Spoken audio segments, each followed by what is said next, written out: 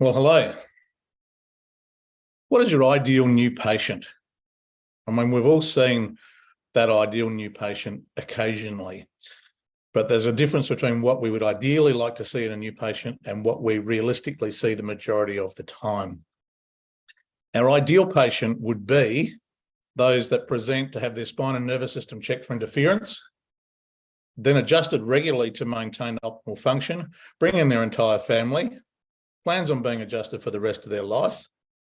What percentage of new patients would you see like this? And I would have to say, F all, not many.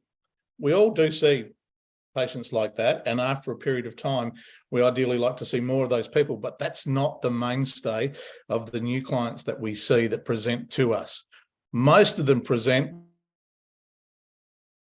with driving issue, a driving problem.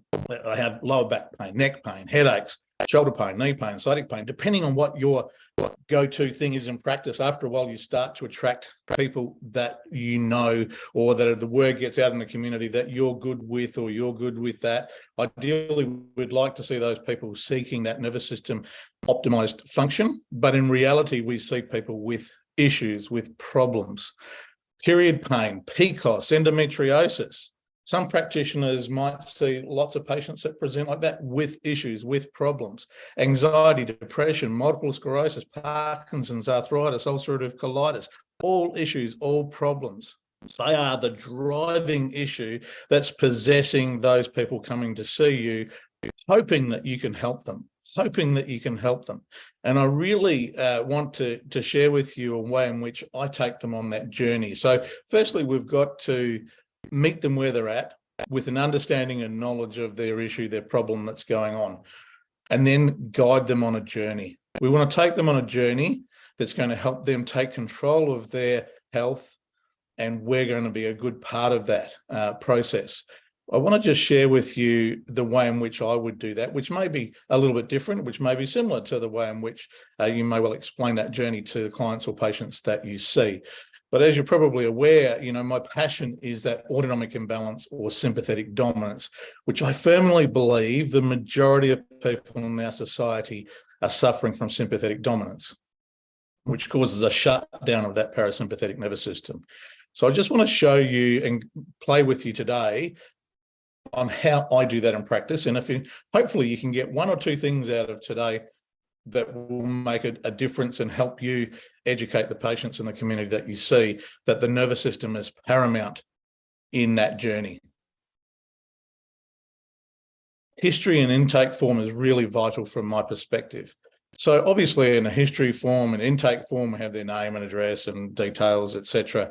But we also have their presenting issue. What are they coming in with? What's their problem? What x-rays, what imaging have they done? Well, ideally, we get all of that information in a history and intake form. One of the things that I've added to that history and intake form, which really helps guide me into this next stage of educating them, is we put a health analog scale in for various aspects of people's daily life and function. So that health analog scale is 0 function to 100% function. And people have to circle or put a mark through where they feel, what percentage function, how they would rate themselves with regard to digestive system, their diet, bowel function, reproductive function, sleep quality, immune system, state of mind, stress, anxiety or depression, strength, breathing,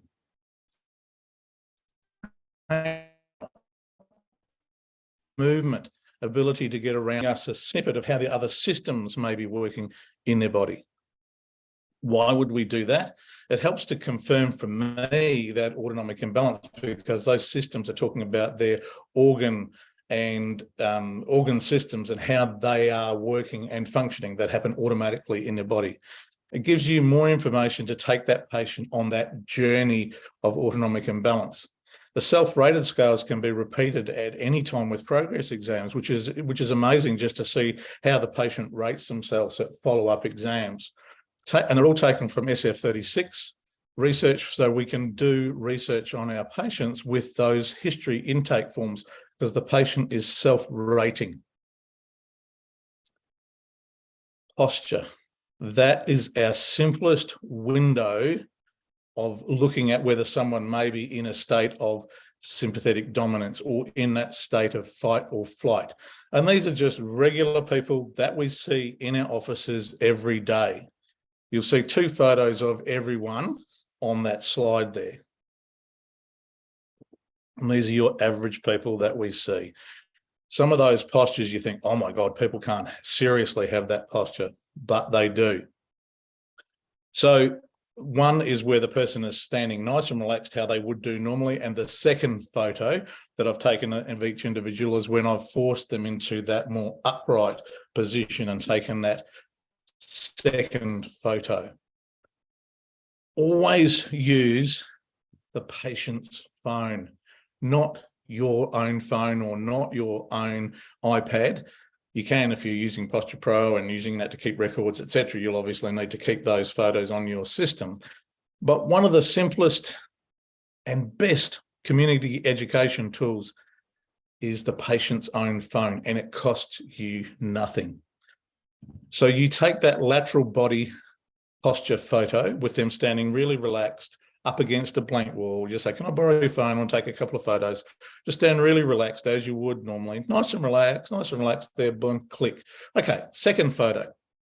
What I want you to do is visualize a hook screwed into your chest bone, a cable and a huge helium balloon lifting you off the ground by your chest. And then I want you to tuck your chin in slightly. So we're bringing that head back up on top of that center gravity line.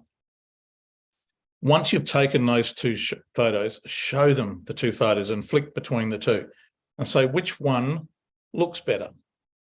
Most of the time people go, oh my God, I seriously don't stand like that, do I? Oh my God, definitely that second photo looks way better. Way better. And we're going to use those photos on the patient's phone later to get them out into the community,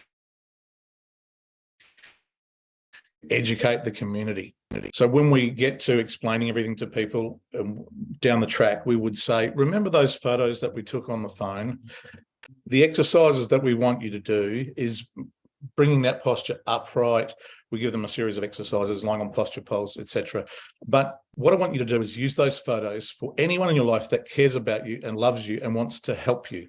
So you will show them those photos and say, when you see me standing or sitting like that first photo, can you please just say, where is your balloon today? What color is your balloon? What shape is your balloon? And that's that helium balloon. And that's them softly asking you and helping you to change your posture, rather than saying, hey, you're slouching again, sit up straight, because no one wants to hear that. Because they'll soon get that look of piss off and leave me alone. They want help, and we want to recruit an army of people. But what that does is when they show their co-workers, their family, they'll say, can you just remind me to get me to sit up straight if I'm sitting slouched or I'm standing like that? And say, oh, what's that all about? Oh, well, I'm going to this chiropractor and he's working on my posture and that's helping with my nervous system. And my endometriosis symptoms are improving. My digestive system's improving.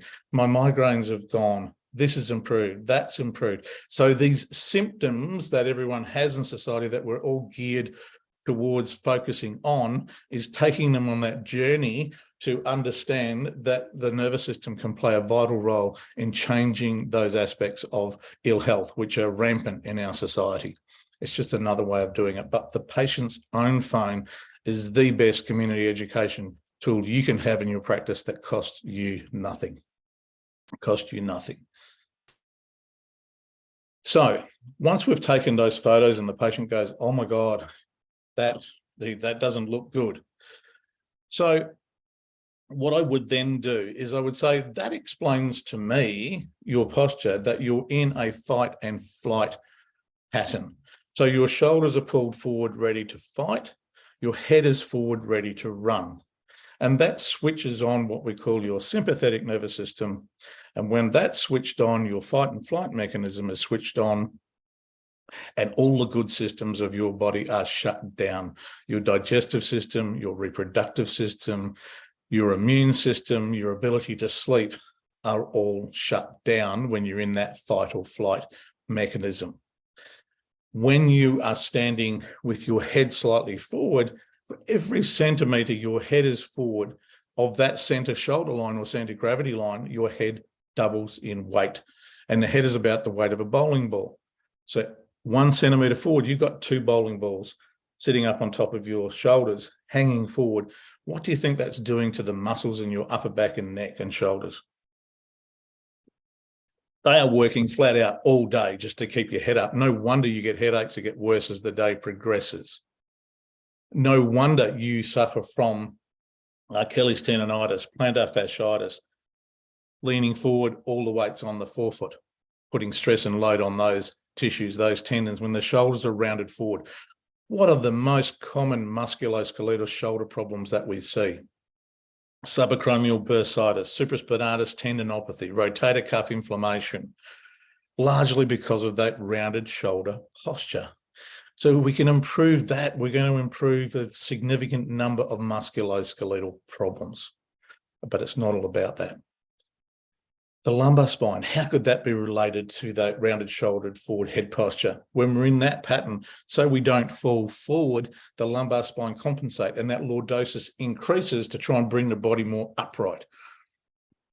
Increasing the lordosis causes facet imbrication, facet joint degeneration, lumbar canal stenosis, lumbar disc issues, all of those common musculoskeletal conditions that we deal with every day can very often be related back to that postural pattern, which is driven by that sympathetic stress response, that fight and flight response.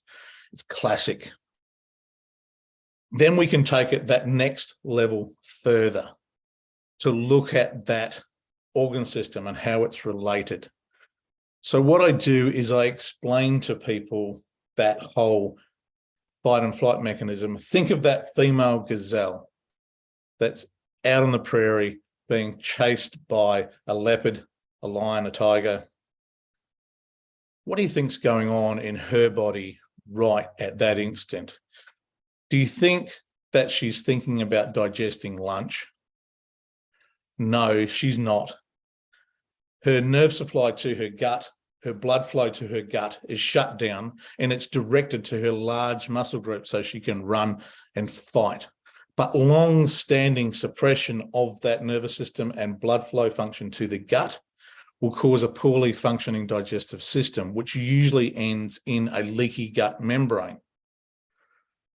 A leaky gut membrane causes the leakage of inflammatory cytokines, waste products, partially digested foods into the circulatory system, which causes an inflammatory response. Those inflammatory markers, those inflammatory cytokines race around the body and can attack other tissues.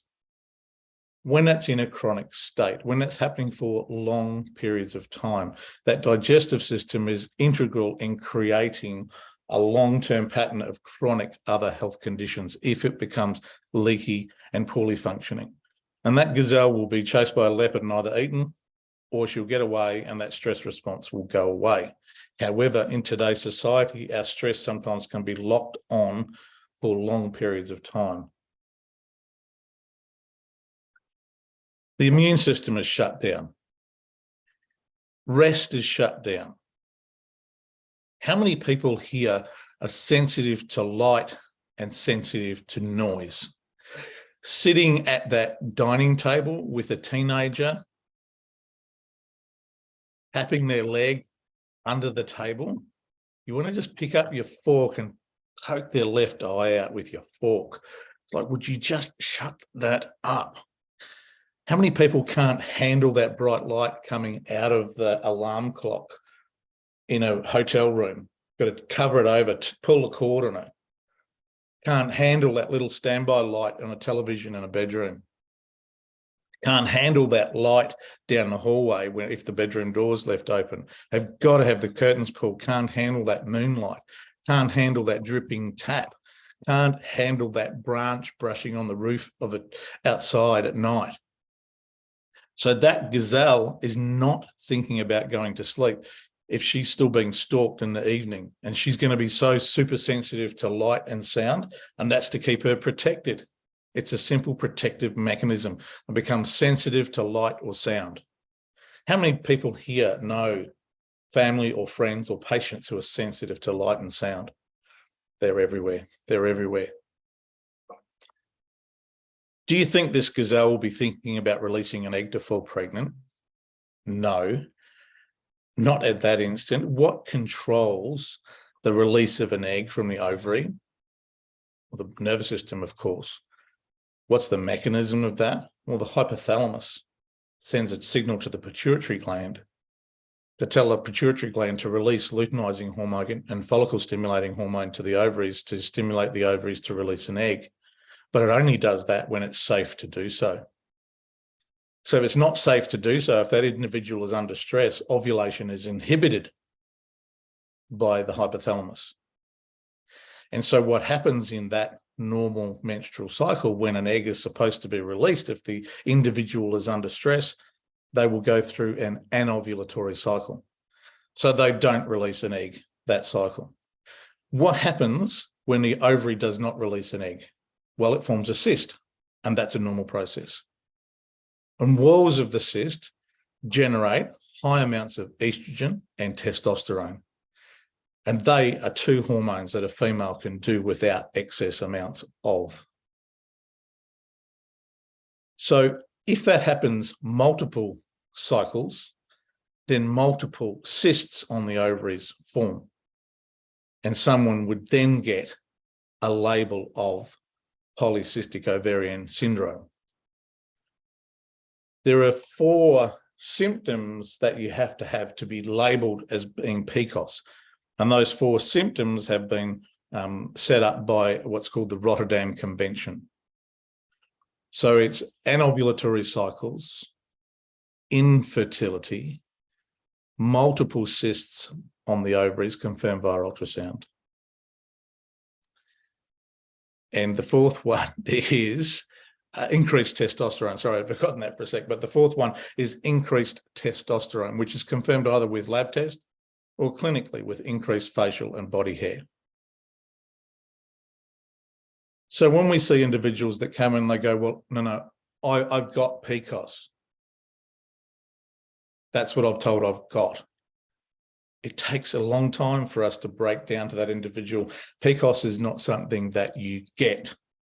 It's a label that you're given once all these symptoms start happening. But what causes it?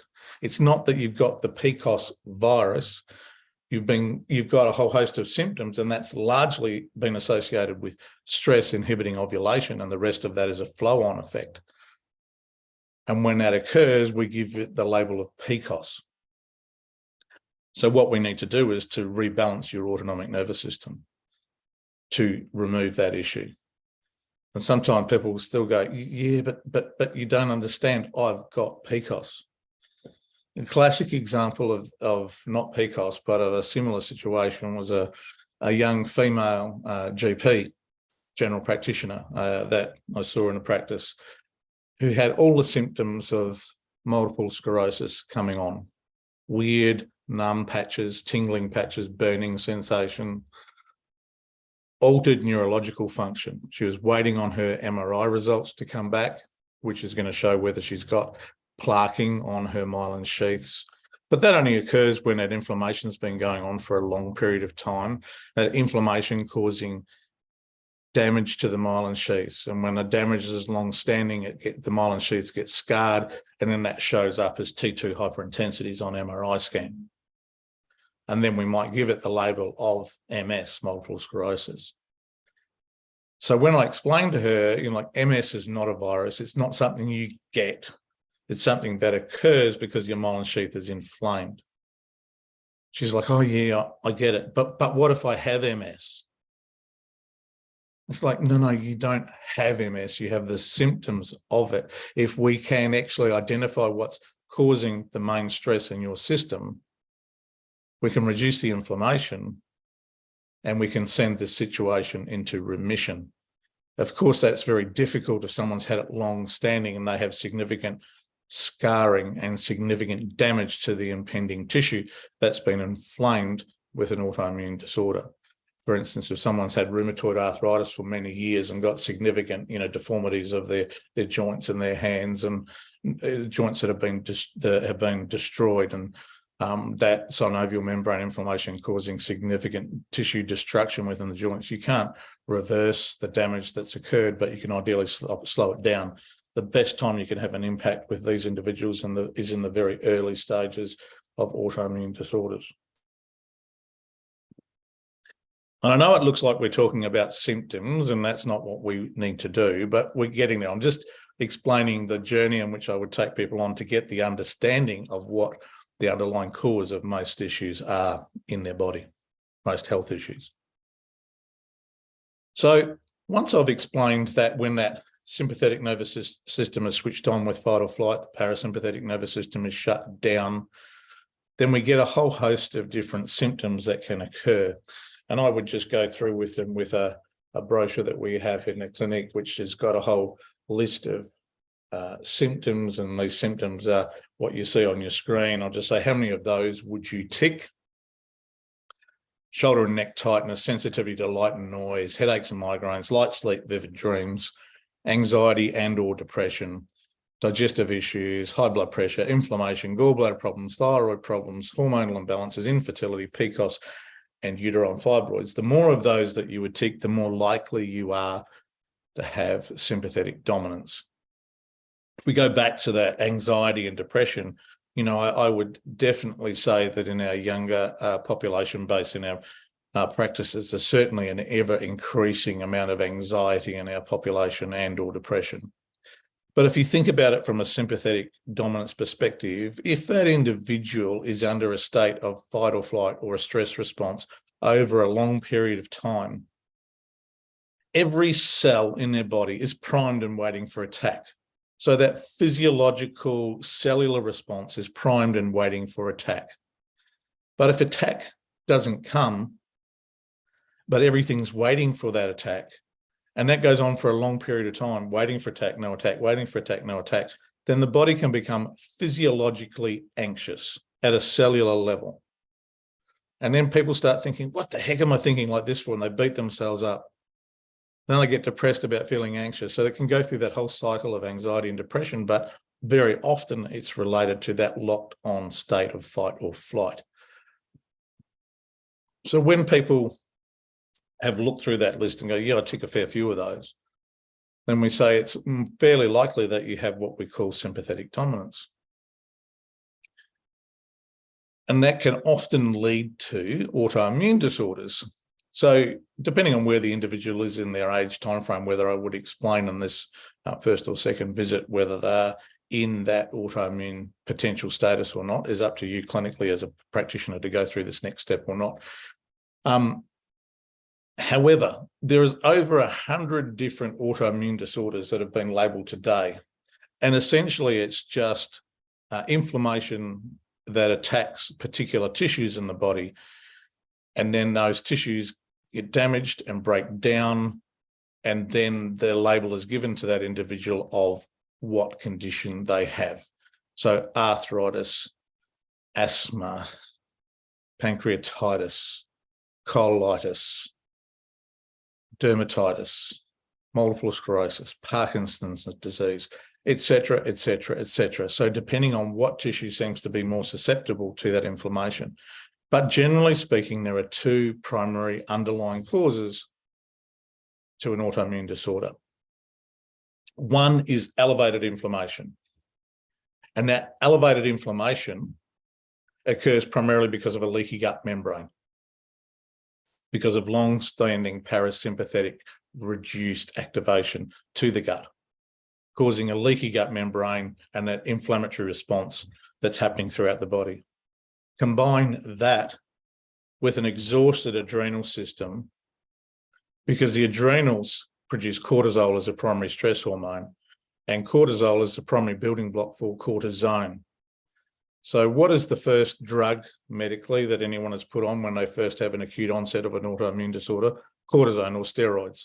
And it very often helps symptomatically for a very short period of time. But it's a reduced ability of the body to fight that inflammation that's going on, largely because of adrenal exhaustion. Combine those two factors together is a perfect storm for an autoimmune disorder to take hold of that individual,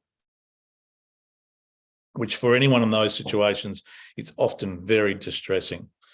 So that could be their primary driver, their primary issue. And if we can explain to them how they can take control of that, it is hugely powerful to our community that we serve. So autoimmune conditions, it really is open to your imagination as to what tissue could be involved. And I did explain some before, but this graphic there just represents other potential autoimmune disorders, which are all largely driven by inflammation, which is largely driven by stress and that leaky gut membrane and a reduced ability to fight that inflammation. I'm not going to read through and go through all of those, but if you wish, you can take a snap of that screen if you wish to and revise it later, but it's really open to the imagination as to what label you want to give what autoimmune disorder. They all have a similar underlying potential driving force to that. So as chiropractors, we very often will make a statement that subluxations are the cause of the majority of health problems that people have today. And if we go back to Didi's day, he eloquently put what is the cause of subluxations, and it's physical, chemical, and emotional stress causes subluxations. So if we were to take it further back than the subluxation, we have to go back to those three stress responses driving potential underlying subluxations within the spinal column. And the chemical stress, we could go on for I've got a whole, several hours presentation on different chemical stresses and glyphosates in our food chain and genetically modified foods and what that does, and the very, wheat and dairy and the connection between those and inflammation. And we go into great detail of all of those issues that need to be looked at for individuals, and having food sensitivity blood tests done and working out what foods are leaking through their digestive membrane, eliminating those from their diet. So there's a whole host of chemical stress drivers that we need to be aware of. The emotional side of that triangle, really, the emotional stresses are either past, current, or future emotional stresses, past issues that have occurred that we haven't dealt with and that are plaguing us every day, current stressors that we have, parents that are getting dementia and need to be put in a home, kids that aren't doing well at school, kids that are getting bullied, relationship stress, business partner stress, all of those different, day-to-day current stressors. And then there's future stresses, future pacing, what do I want to do? How am I going to get there? All of those stresses can have an impact on our overall health and function and overall subluxations that occur within the spine as well. And the main correction is to calm the farm, to reduce stress from all possible angles, to calm the farm. And the farm is that individual state within the body. And where does that autonomic farm or that sympathetic drive, where is that housed in our nervous system? Where is that primary sympathetic activation in our nervous system? And often at that point, I explain to the patient, you're in the right place and we know what to do. It's okay. And I'm going to guide you through this process of how to calm that sympathetic nervous system down, what we can do here in the office, what you can do at home, and how we can get your body to function more optimally. So if we want to know where is that farm, where is that place from a chiropractic perspective, from us as a practitioner, we need to be aware of that. Where is that? Well, the primary order neurons for sympathetic activation sit in that mesencephalon, that red area, right at the top of the brainstem. That's where our sympathetic drive originates, in the mesencephalon. And if we're aware of all the different primary order neurons that sit in that mesencephalon, what I'm going to do now is, if you can imagine, we put a slice through that mesencephalon area.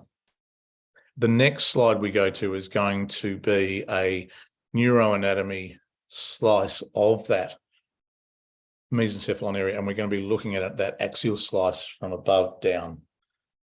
So just put your neuroanatomy hats back on and remember back to neuroanatomy. And when you were doing those Vivas, and you had pins in various tissues and slices of the spinal cord, and you had to try and pinpoint what tissue it was. Well, that's the detail we'll go into here in this next slide.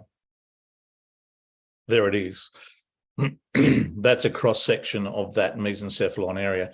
Maybe a little bit simplified, but I just want to explain to you the importance of this. So if you imagine that's the family four-wheel drive, and there's 5 kids in the back, and we've got mum and dad in the front. So all those kids are what we call embryological homologs. So they are primary order neurons that all formed at the same time in utero, that happen to be in the same area of the brainstem. And so when one of those children is agitated, they will all get agitated. And the reason for that is it will keep us safe and keep us protected. That's keeping us safe and protected in that mesencephalon. As soon as any one of those primary order neurons get agitated, they will all get agitated. And when they work together in concert, that fires up our whole sympathetic response. And the mum and dad in the front seat, well, they represent the higher neocortex, left and right neocortex. And we all know the role of mum and dad in that front seat of that noisy family four-wheel drive is to keep the kids in the back under control. Shut up in the back. Stop fighting with your sister. Told you, don't touch him. Don't look at her. So you get that whole, can you remember back to your days as a child, or having children in the car now, that whole dynamics? Well, that's what's going on in that mesencephalon. So let me just go through with you those 5 kids in the back of the car. So if we go to the right in the very back seat, we've got representing there the inferior and superior colliculus in the tectum of that mesencephalon. The inferior colliculus is the guy with the headphones on. That's the inferior. Hang on a sec. I know I'm going to call him Indy because that's the name I give that. The inferior colliculus, which is a primary auditory sensory nucleus for sound input. So we need to be on edge, alert for when that sound is coming in to keep us safe and protected. The sister on the other side is the superior colliculus, primary sensory visual nucleus. So primary visual input, boom, comes straight back into that mesencephalon area. And that's to, keeping an eye out for that lion or that leopard that's going to attack us. So hearing and vision on edge. In that middle row, the big muscular dude, well, she is the red nucleus. The red nucleus is primary motor control to large muscle groups, to our muscles that enable us to fight and run. They're controlled by that red nucleus. Rubrospinal pathways going down to our big muscle groups. In the middle, call that MERF, or the mesencephalic reticular formation, and they are a whole bunch of scattered nuclei throughout that mesencephalic area, and they fire down to the second order neurons of the sympathetic nervous system, which sit in the lateral horn or the IML of the thoracic cord. So second order neurons sit in the thoracic cord for sympathetics, but the mesencephalic reticular formation is what drives those second order neurons. And that controls our vascular tone, that sympathetic response to our blood vessels to dilate and get blood out to the periphery, etc. So that's sympathetic activation to blood flow. It comes from that mesencephalic reticular formation. So when the muscles are switched on to run and fight, the blood flow is opened up to those muscles to enable that to all occur. And on the other side in that middle row is Edinger-Westphal nucleus, and that's the only parasympathetic nucleus that sits in that mesencephalic area. So Edinger-Westphal causes pupillary constriction. So if we had long-standing sympathetic activation, our pupils dilate initially, but if that was happening for long-standing periods of time without being kept in check, we would end up getting retinal damage. So Edinger-Westphal switches in to just slowly constrict that pupil so we don't get retinal damage. But that's how we can tell whether someone's in an acute sympathetic state or a chronic sympathetic state. So in acute sympathetic state, we'll see pupil dilation. Chronic sympathetic state, we'll see pupil constriction. generally. And that's because of long-standing switching on of that whole area and long-standing activation of Edinger-Westphal nucleus. So that mum and dad in the front seat, their job is vital. So I'm not sure if you're aware, but 90% of the output of the neocortex is inhibitory, dampening to everything underneath it. And that's the role of the neocortex, is to dampen and keep in check everything that's happening at a reflexogenic level. But we, as chiropractors, are the best trained health professionals to stimulate that higher neocortex.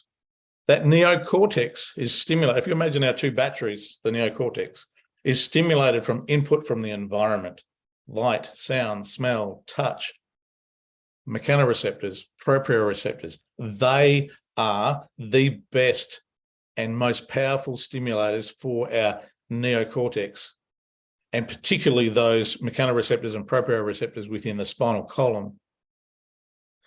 So if we have subluxations in the spinal column and we're getting disafferentation, poor mechanical function, inappropriate feedback from mechanoreceptors and proprioreceptors within the spinal joints, we are getting decreased feedback back up through spinocerebellar pathways to those cerebellar cortex.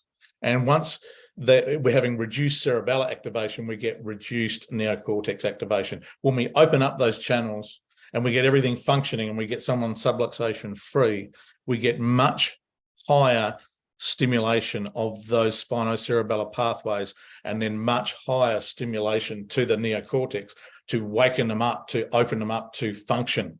Then we get a far better dampening effect on that mesencephalon. That's a bit of functional neurology speak in there, but that's essentially how what we do makes the huge difference. We are strengthening the neocortex to do its job, because we are largely a reflexogenic being functioning at a reflexic level. So to cap off or to finish off, I've been a little bit all over the place, but hopefully you've got the gist of how I would explain things to a patient from a slightly different perspective.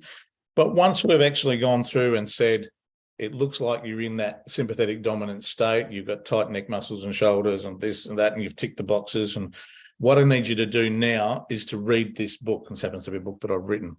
But they can get copies of it anywhere around the world just by jumping on that website, stprotocol.com.au, and they can get a free ebook, not a free, but they can get ebooks if they wish, which are really reasonably inexpensive. They can get the hard copy, or we have a free video book in a week that's available on the website as well. So then there's a lot of free resources on that website for patients to get a gist of a bit more of an understanding. But once the book is designed to work in concert with the practitioners to help them on that journey of turning them around. So what I get patients to do is jump online, grab a copy of the book, or better yet, as practitioners, have a source for patients to get those books in your practice. And then when they get a full understanding of that and get at your level of understanding, which they will from the book's written for the patients to understand, they'll be ready to go on that journey of turning their lives around. And we, with what we do as chiropractors, are so important in that journey, but along with them, helping reduce their physical, chemical, and emotional stressors to reduce that constant and perpetuating process that's keeping them in that state of ill health and dysfunction.